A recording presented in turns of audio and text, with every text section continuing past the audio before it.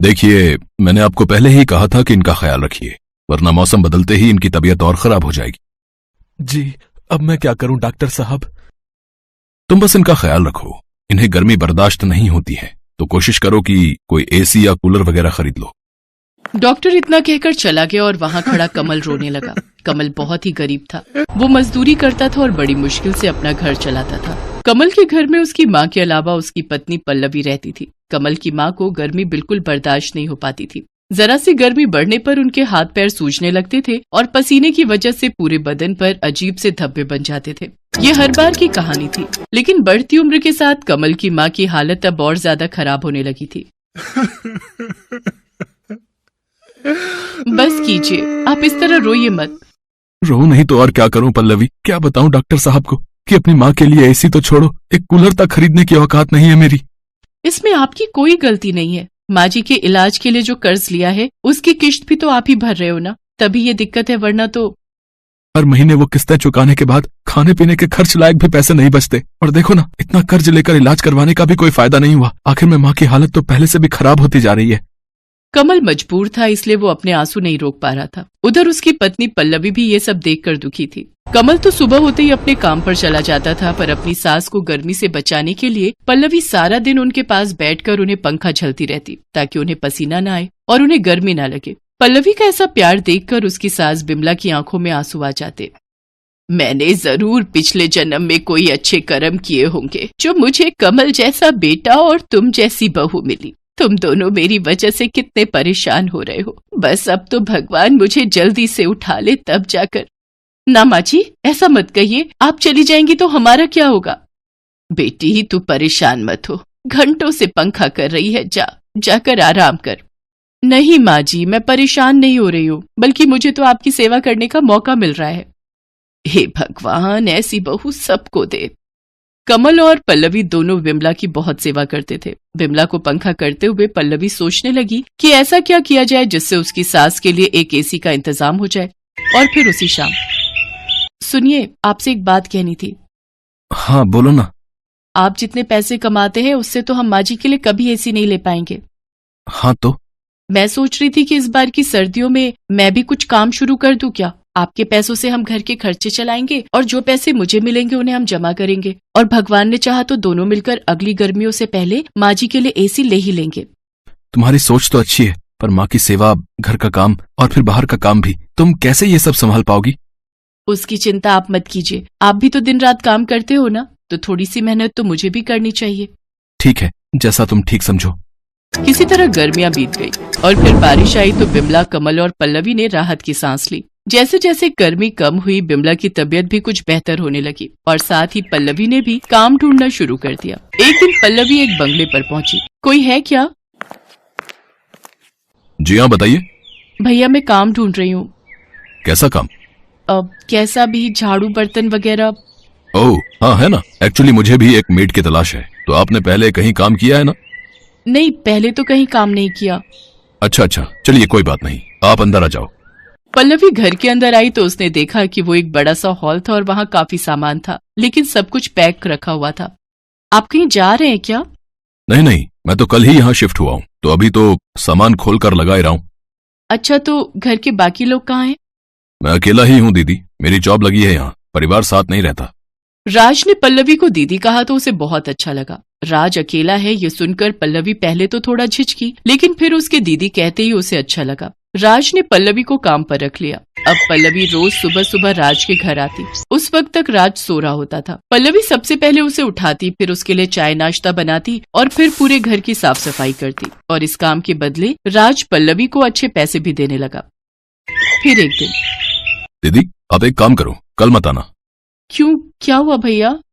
अरे आपको काम करते करते हफ्ता हो गया, तो एक छुट्टी तो बनती है ना हफ्ते में, वरना आपकी सास आपसे नाराज हो जाएंगी। नहीं होंगी भैया, मेरी सास बहुत अच्छी है, कभी मुझ पर नाराज नहीं होती। अब वैसे ठीक है, मैं कल नहीं आऊंगी। बिमला के आराम के लिए कमल और पल्लवी दिन रात मेहनत कर रहे थे। उधर पल्लवी और राज में अच्छी बनने लगी थी। वो राज का पूरा ख्याल रखती थी, बिल्कुल एक बड़ी बहन की तरह। राज भी उससे खूब बातें करता था और उसे बड़ी बहन की तरह ही सम्मान देता था। एक दिन राज ने पल्लवी से पूछा, दीदी आपके पति क्या करते हैं? मजदूरी करते हैं भैया। अच्छा, और आप कब से काम कर रही हो? नहीं भैया, आप पहले हो जिनके यहाँ मैं काम कर रही हूँ, इससे पहले कभी जरूरत ही नहीं पड़ी। तो अब ऐसी क्या मजबूरी हो गई कि आपको घर से बाहर निकलकर काम करना पड़ रहा है? ये बात सुनकर पल्लवी की आंखों में आंसू आ गए और उसने रोते हुए राज को सारी बात बता दी। पल्लवी और कमल का अपनी माँ के प्रति प्यार और सेवा भाव देखकर राज भी भावुक हो गया। ऐसे ही कई दिन बीत गए। पल्लवी और कमल एसी के लिए काफी पैसे जोड़ चुके थे, लेकिन होनी को कुछ और ही मंजूर था। गर्मियाँ एक बार फिर वापस आने वाली थी। ऐसे में बिमला अचानक बेहोश होकर गिर पड़ी। उसे दिल का दौरा पड़ा था, तो जो पैसे दोनों ने एसी के लिए कमाए थे वो सारे के सारे बिमला के इलाज पर खर्च हो गए। और फिर लगता है हम माँ जी के लिए ऐसी खरीद ही नहीं पाएंगे। हिम्मत रखो पल्लवी, ऊपर वाला हमारी परीक्षा ले रहा है।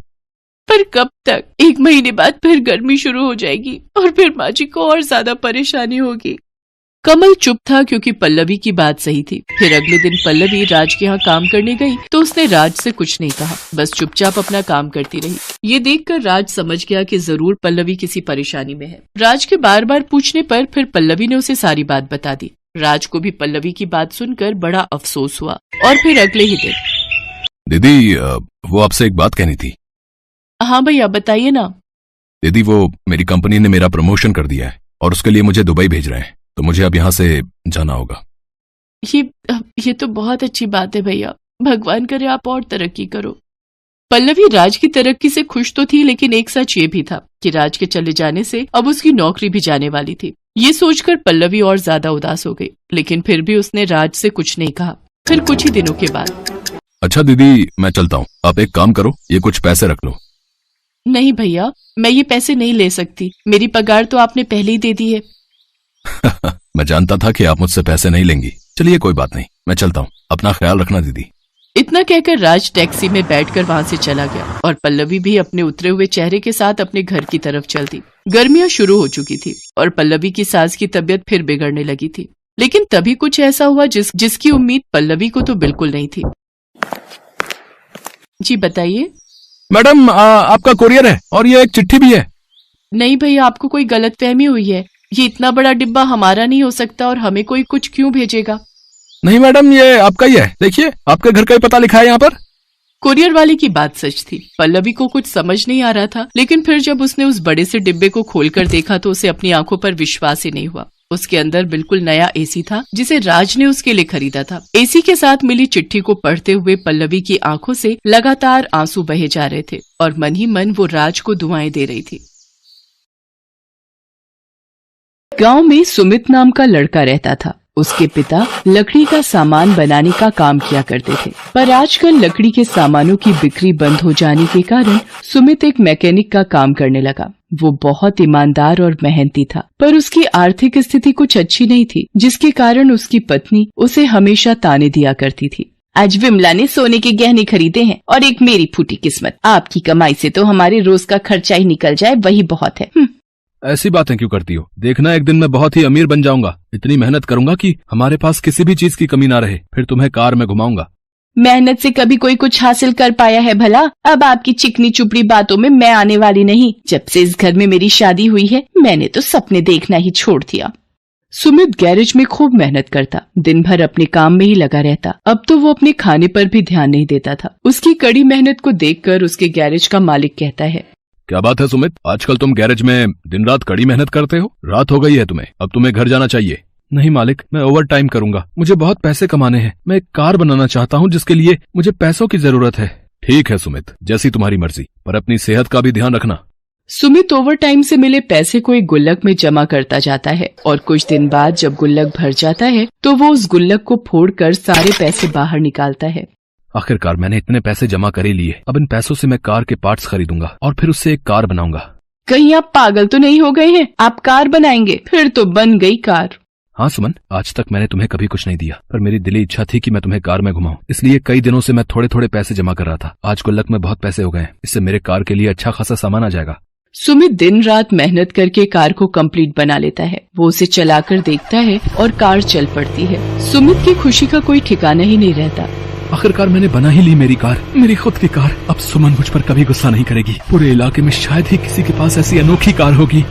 शाबाश सुमित, शाबाश। ऐसी लाजवाब कार तो हमने आज तक नहीं देखी। मुझे तुम पर गर्व है। जाओ, जल्द से जल्द ही कार अपनी पत्नी को दिखाओ। हाँ मालिक, हाँ मैं अभी जाता हूँ। सुमित गाड़ी लेकर अपने घर के लिए निकल जाता है। वो मस्ती से कार चलाता है और गाना गुनगुनाता है।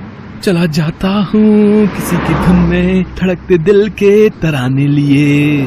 रास्ते में उसकी नजर एक फूल की दुकान पर पड़ती है। वो फूल लेने फूल वाले की दुकान के पास अपनी गाड़ी रोकता है। वो मन ही मन सोचता है, सुमन के लिए कुछ फूल ले लेता हूँ, वो तो बहुत खुश हो जाएगी। गाड़ी से उतरकर वह फूल वाले से कहता है, अरे फूल वाले भैया, जरा अच्छे अच्छे लाल गुलाब दिखाना। देखिए भैया, कौन से गुलाब पैक कर दूं? हैं? सारे गुलाब ताजे हैं। ये लाल गुलाब लीजिए, भाभी खुश हो जाएंगी, बता रहा हूँ। सुमित दुकान से गुलाब लेकर जैसे ही पीछे मुड़ता है, देखता है कि कार वहाँ है ही नहीं। हे भगवान, कहाँ गई मेरी कार? यही तो खड़ी की थी मैंने, मेरे सारे पैसे उसमें लगे हैं। अब मैं सुमन को क्या कहूँगा? भैया देरी मत करिए, तुरंत पुलिस स्टेशन जाकर रिपोर्ट करवाइए। हाँ। सुमित भागते भागते पुलिस स्टेशन जाता है। पसीने से लथपथ सुमित पुलिस स्टेशन पहुंचता है। हवलदार साहब, मेरी कार चोरी हो गई है, मुझे रिपोर्ट लिखवानी है। तो जैसे फटीचर के पास कार कहाँ से आएगी? जाओ जाओ, टाइम खराब मत करो। मैं एक मैकेनिक हूँ, मैंने बनाई है कार। आप मुझे बड़े साहब से मिलवा दीजिए। मेरी सारी मेहनत की कमाई उस कार को बनाने में लगी हुई है। मेरी पत्नी को पता चला कि कार चोरी हो गई है तो वो मुझे जिंदा नहीं छोड़ेगी। इतना आसान काम नहीं है रिपोर्ट दर्ज कराना। रिपोर्ट लिखवाने के लिए पहले तुम्हें टाइपराइटर से सारी बातें लिखवा कर लानी होंगी, उसके बाद कहीं रिपोर्ट दर्ज होगी। और जहाँ तक रही बड़े साहब से मिलने की बात, तो बड़े साहब तो अभी छुट्टी पर हैं, 4 दिन बाद ही आएंगे। तुम 4 दिन बाद आओ। सुमित बहुत दुखी हो जाता है और उदास चेहरे के साथ अपने घर जाने के लिए निकल पड़ता है। रास्ते में उसकी नजर शहर से आए कुछ लोगों पर पड़ती है जो तरह तरह की कार लिए लाइन में खड़े थे। वहाँ जोर जोर से अनाउंसमेंट हो रही थी, कार रेस जीतिए और पाए 10 लाख रुपए नकद इनाम। अगर मेरे पास मेरी कार होती तो आज मैं जीत जाता, पर शायद मेरी किस्मत में ऐसा नहीं लिखा है। सुमित घर पहुंचता है और सारी बात सुमन को बताते हुए कहता है, मुझे माफ कर दो सुमन, शायद मेरी किस्मत में खुशियां हैं ही नहीं और मैं तुम्हें भी खुशी नहीं दे पा रहा। इतने दिनों से दिन रात मेहनत करके मैंने पाई जोड़ी और कार बनाई और वो कार चोरी हो गई। तुम्हारी सहेलियों के पति तो उन्हें क्या क्या तोहफे देते हैं, मैं तो तुम्हें कुछ भी नहीं दे पाया। मैं किसी काम का नहीं हूँ। क्यों जी, मैं आप पर गुस्सा करती हूँ तो आपने तो मुझे बिल्कुल बेगैरत ही समझ लिया। आपने इतनी मेहनत करके मेरे लिए कार बनाई। इतनी किस्मत वाली मेरी कोई सहेली हो सकती है भला? माना अब आपके पास पैसे नहीं बचे, पर कला तो आपके हाथों में है। इस कला का मैं क्या करूँगा? अगर आज मेरी कार रहती तो मैं कार रेस में हिस्सा लेकर 10 लाख रुपए जीत जाता। मेरे पास एक आइडिया है। आपको तो लकड़ी का काम पहले से ही आता है, क्यों ना आप एक लकड़ी की कार बनाएं और उस कार से रेस में हिस्सा लें। उस रेस में तो लोग इतनी महंगी महंगी गाड़ियां लेकर रेस करने आए हैं और मैं लकड़ी की कार से कैसे रेस जीतूंगा? गाड़ी तो इंजन से चलती है ना, उसकी बॉडी अब लोहे की हो या लकड़ी की क्या फर्क पड़ता है। मैं अभी बाबूजी का कमरा खोलती हूँ, उसमें बहुत सारी लकड़ी रखी हुई है। सुमित अपने बाबूजी का कमरा खोलता है जिसमें लकड़ी की मोटी मोटी लट्ठें रखी होती हैं। सुमित आरी उठाता है और लकड़ियों को काटना शुरू करता है। वो दिन रात मेहनत करके हूबहू वैसी ही कार बना लेता है जैसी कार उसकी चोरी हुई थी। सुमित बड़ी चालाकी से इस कार के इंजन में एक सिलेंडर लगा देता है जिससे बटन दबाते ही कार हवा से भी तेज चल सकती थी। देखा जी, मैंने कहा था ना आप कार बना लेंगे, मुझे आप पर पूरा भरोसा है। अब आएगा मजा, तुम देखना। अब मेरी कार की स्पीड का कोई मुकाबला नहीं कर पाएगा सुमन। ये सब तुम्हारे विश्वास के कारण ही हो पाया है। अब आप देर मत करिए, जल्द से जल्द कार रेस में जाइए, कहीं ऐसा ना हो कि वहाँ रेस शुरू हो जाए। सुमित अपनी लकड़ी की कार लिए रेस में जाता है। उसकी लकड़ी की कार को देखकर वहाँ बाकी लोग हंसते हुए कहते हैं, कैसा बेवकूफ आदमी है, लकड़ी की कार लेकर कार रेस में आया है। छोड़िए जी, क्यों इनकी बातों पर ध्यान देते हैं। आप अपना मनोबल टूटने मत दीजिए, हम तो इसी कार से जीतेंगे। बड़ी हिम्मत कर सुमित खड़ा हो जाता है। सब लोग उसकी तरफ देखकर उसका मजाक बना रहे होते हैं। वो बहुत शर्मिंदगी महसूस करता है और उसका मनोबल टूटने लगता है। जैसे ही रेस स्टार्ट होती है, सारे लोग सुमित से आगे निकल जाते हैं। अरे ये क्या, सिलेंडर का बटन काम क्यों नहीं कर रहा? अरे चालू हो जा मेरी कार, मेरी इज्जत तेरे हाथ में है। लगभग रेस खत्म ही होने वाली होती है और सुमित सबसे पीछे छूट जाता है। आपको जीतना ही होगा सुमित जी, आपको आज सब लोगों को साबित करना है कि आप कितने काबिल हैं। किस्मत बार बार मौका नहीं देती। लेकिन तभी करिश्मा होता है। कार में लगा सिलेंडर अचानक ही चालू हो जाता है और सुमित की कार हवा से भी तेज भागने लगती है, जिसे देख सब हैरान रह जाते हैं और सब प्रतिभागियों को पीछे छोड़ते हुए सुमित वो रेस जीत जाता है। सुमित पहली पोजीशन पाकर रेस जीत जाता है। सारे लोग सुमित की तारीफ करते हैं। वाह वाह, लकड़ी की कार से ये लड़का रेस जीत गया है। हाँ भाई, ये तो बड़ा होनहार आदमी लगता है। हाँ देखो देखो।